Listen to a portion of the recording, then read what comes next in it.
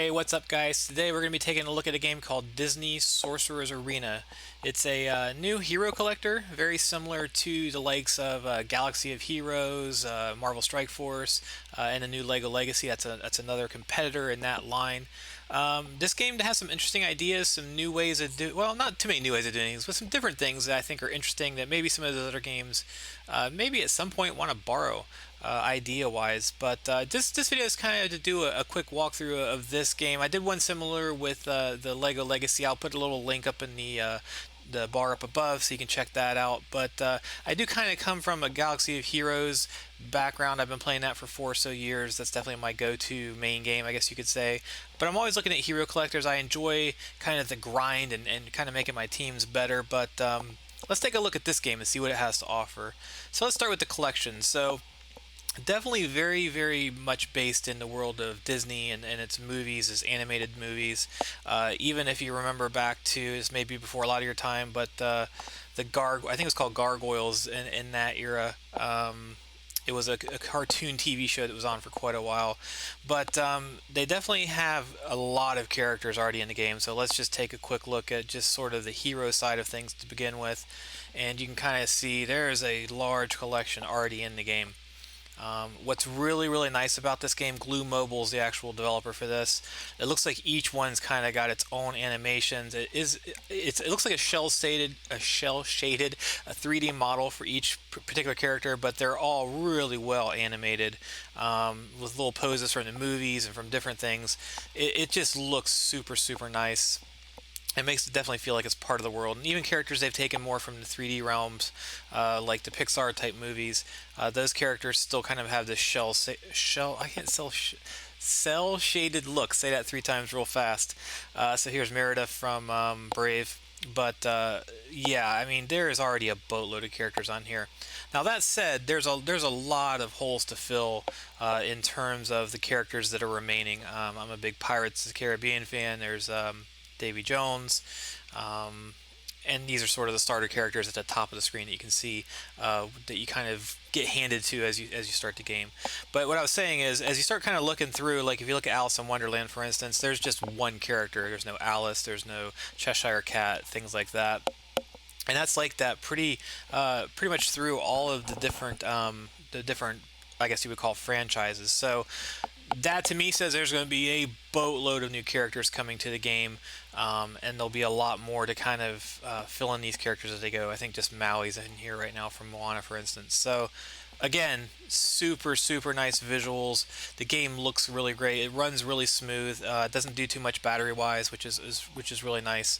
Another kind of interesting concept, and I'll show this in the battle later on, is they have these cards called spells, and it's sort of like a playing card kind of motif when you go into the actual battles, but spells are sort of like ultimates, and you can equip, I believe, 2 of them. And so as you play, these sort of charge up, and then different things will happen. So for instance, the magical meteor will kind of do an area of effect spell across all the enemies, and then they've all got kind of their own little animation, their own deal. So I've only got 2 of these so far, but you can see there's already quite a few of these in the game as well. So there's a lot to collect. Even though the game's still in soft launch, a lot looks like that will be available for those kind of joining the game right off the bat.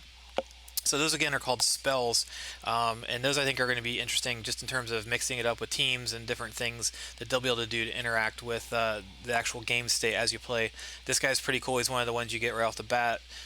Triggers Tower. He'll come in and just start peppering people with arrows. So again, all these are animated as well. Looks super cool. They also have emotes. I think these are for the actual battle itself. You can actually put these in. I've not played with these very much, but I'm assuming these will get obviously more built out as time goes on. And then talismans, I believe, are just sort of a collection of things you can use for your character's name. So on the top of the screen, back on the main screen, I believe these are where the talismans fit in. So here. So kind of like collecting pins, I guess, at Disney World. They don't look super complex, but it looks like something they'll add as time goes on. I'm sure there'll be rewards for different events, things like that, as it goes on. So the main battle loop consists of right now I've got 3 campaigns. Looks like there'll be an arena campaign I haven't unlocked quite yet, but there's a villains, a heroes, and then kind of a grand campaign, which is sort of a mixture of both. Let's go in there and let's just take a look at how the battles work. So this is similar to Galaxy Heroes or some of the other competing games, and they have sort of a path you go. It is interesting in the other campaigns they'll split the path. So for instance, in this one you can see the elite quests they kind of go on a branching path up or down, and I think that sort of gets rid of that UI element where you always have to toggle between your normal battles and your elite battles. This is kind of a more clever way. This is something I actually like in their UI that I think they do better than some of the other games that are out there. The request energy feature is a neat thing I think as well. You can request energy from your guildmates, and then somebody else can give you energy. So that's kind of a neat thing. That seems like it could be ripe for abuse. You could possibly have a few alt characters feeding you energy. Again, I've not played with it a whole lot. It just seems like that may be an area that could be abused down the road. So let's go in and do a battle just to kind of show you what it looks like. There is an auto win mechanism, so once you 3-star a node, you can 3-star it automatically. You just burn your energy and try to collect shards to level up your characters. You can see these are mixed, so I've got both villains and heroes in this one. You can tap on them and pick a different one. I just recently unlocked Kronk, which is one of my favorite characters from a Disney movie, so we'll throw him in. Ariel's sort of a healer. Obviously, why does his name escape me? The blue guy from Monsters Inc. Sully. Sully? I think it's Sully. I could be wrong. It might be the other guy. Anyways, he's more of a tank. Aladdin is sort of a DPS as well as Buzz Lightyear. So let's jump into a battle. Let's take a look and see how it goes. We'll show you the power up and how that works as it goes along. Again, tons of different areas to fight in, lots of different backgrounds. Let's take this off auto. It's going a little nuts, so we already missed a few things here. It does have a 1 and 2 times speed right out the gate. I'm glad to see games are now doing that. It's something that they used to kind of hold off on until later, but I think it's just a necessary thing. Once you kind of go through a few levels, you don't really want to keep waiting for the entire thing to happen. So we'll do a little shot there. We'll save her ultimate for later. We'll save Aladdin's more powerful spell for later. We'll go ahead and knock this guy out with Buzz's most powerful one there. And punch him in the head. Punch him in the head. Wow, we're not doing much damage. And they always have this kind of slow down animation when you defeat a character. It's kind of a neat touch. On the last character of a wave, it just kind of makes you feel like you kind of did something there. Just to show you the heal up effect, so she shoots a bunch of AoE heal. Pretty cool. Slowly drops a door, punches a guy in the side of the head. Pretty cool. Let's see here. Okay, so now you can see one of my other guys is now available. So these are the guys we showed you earlier that were like the magical type characters. So this guy you actually place on your field.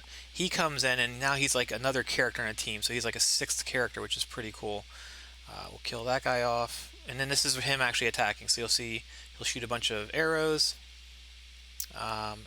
Ariel's actual last spell is really powerful. Has a nice animation, took him out. And then here's the area effect one for the other one on the bottom. So again, they're kind of like mini ultimates that charge up as the battle goes on. I'm really excited to see what the other ones do as I kind of collect those. I have a feeling, those will be a nice touch as we move forward and see what they kind of add to the game. There we go. So we cleared that level, no problem at all.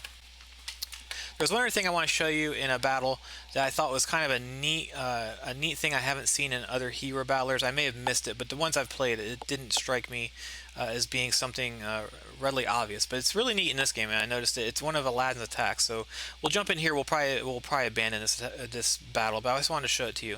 So this magic carpet attack here, it says it deals 210 damage to the target opponent and all flanking opponents. So in some of the other battles, you'll actually have like a front row of 3 and a back row of 1 or 2, and so that means the magic carpet will only hit the row that you target the guy in, which I think is kind of a neat mechanic. It's something where it's sort of like a mini AoE, but you had to be more strategic about where you place it. It doesn't.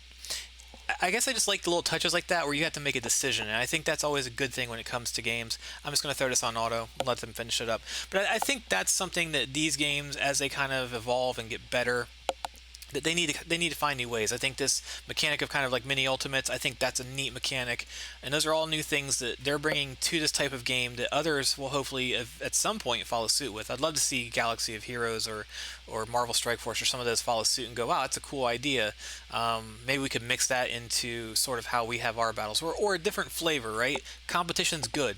There's now 4 games in this space that are sort of really, really putting a lot of pressure on each other, and it's going to be interesting to see how Marvel Strike Force, Galaxy of Heroes, the Lego Legacy game, and this game push each other to get better.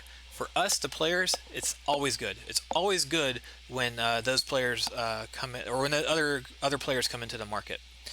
So that's the battle and how that works.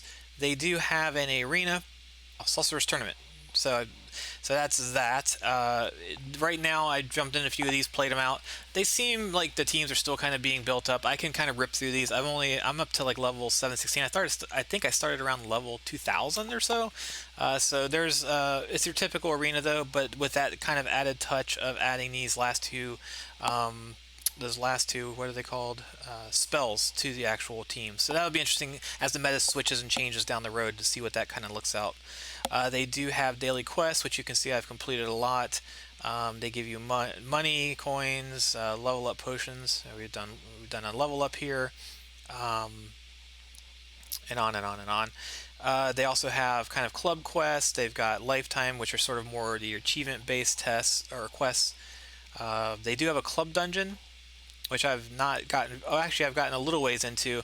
But what happens is you'll go in, you'll do a fight, and then you'll be presented a couple doors, and then you pick a door, and you're either right or wrong. If you're wrong, you have to redo the battle, and then you get to pick another door the next time, and then you kind of work your way through the cavern. These do reset. I had done one of these to door 4. I think I came in and then never got it wrapped up, but those are part of the game as well, and you can see there's different reward tiers based on how far you make it back, which is pretty cool. They do give you free items every once in a while. Let's see here. We'll go open a chest.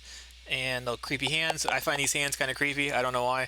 But they usually give you coins or shards of a character. There's a daily one you get as well, which is this chest, a 24-hour chest. And you'll get a few character shards with that from time to time as well. Now, one thing that hasn't been happening a lot in this particular instance of the game, but when I was playing it earlier, I was getting a ton of ads. Now, they could be playing around with those, trying to figure out how often they want those to present to people. But this is going to be a game that a lot of kids are probably going to gravitate toward, being in sort of like the Disney realm. I was a little disappointed to see as many ads as they were shoving. I know it's part of this type of game, the Hero Collector. That's a big part of it. I guess I was just a little disappointed, that it wasn't more subdued. Galaxy Heroes, I say them a lot, but I think they kind of do a good job of like, hey, here's an ad, but we're not going to keep slamming it down your throat until you kind of do something about it. But it seems like this particular run through has been better. The characters themselves, they collect gear. You can collect gear off nodes. This is very similar to all the other hero collectors out there. You have abilities, but one interesting thing about abilities is they have different levels for each ability. So as you level up, your actual ability will level up with you. Again, very similar to Galaxy of Heroes, things like that. We can actually level up Aladdin here. He's now got another star. And then the actual characters have a level 2. So far, I've not run out of a lot of materials. I've been pretty liberal with applying them across the different characters, just to make sure I didn't run out. But I assume, based on my playing of other games, that eventually the well will run dry. That will become a bottleneck, and then we'll have to go from there. All these have searchable things, though. If I need this piece of gear, they do a cool job of kind of laying out, okay, this is where you can get it. I can actually auto-win this. Let's try to grab it. You can pick how many times. There we go. We got 4 of them. I can now go back to that character. I think I need something else here. Yeah, I need 20 of those. So anyways, you can see as you level up, you can grab these various pieces. Looks like you can request from your guild as well. So again, these are all pretty staple things within the hero collector genre. But it's nice to see. And then they also have limited time events. These are sort of events wrapped around certain characters. This guy right here, you actually have an auto win.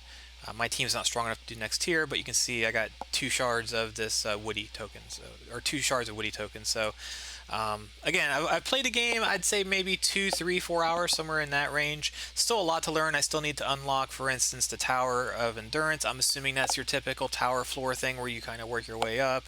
And then the clubs, I just kind of joined a starter club just to see where that was going to be. They do have a store, obviously, where there's tons of different options. There's various price points. Looks like most of the things fall below 25 bucks so far. I've not seen anything too crazy in terms of, $100 packages outside of maybe some crystal package, which is going to give you a boatload more for your kind of whale type folks. But for the most part, the hero packs, things like that, all seem to be below 20 bucks. If you're a spender and you're okay with that in these types of games, you're probably going to be okay. They have a similar energy system, as you can see across the top, the purple and yellow energy, and those are going to correspond with your heroes, villains versus your grand campaign. So that's a top level overview of the game. Again, I think it's well worth a download. It's definitely a game where they're going to continue to innovate on it. I think there's a lot of cool new innovative features in the game, along with sort of your staple hero collector kind of things that are prevalent across all of them. I think the game will continue to get better. I actually like the animations and the visuals a lot better than like a Galaxy of Heroes, and that I think LEGO Legacy and this game are sort of pushing the boundaries. They're going to make games look better, perform better, and hopefully bring some new mechanics to the games that will be interesting. LEGO Legacy brings a lot less to the table in terms of new ideas, at least as of right now. This game is the first one I've seen in a while that's like really kind of like looking for new ways to interact with the teams, bring in new unique ideas, and kind of make the player make more decisions as they go. So there we go. If you have any questions, please throw a comment down below. I hope you enjoyed the video. If you enjoyed the content, please subscribe and like. And I look forward to seeing you guys in the next video. Thanks.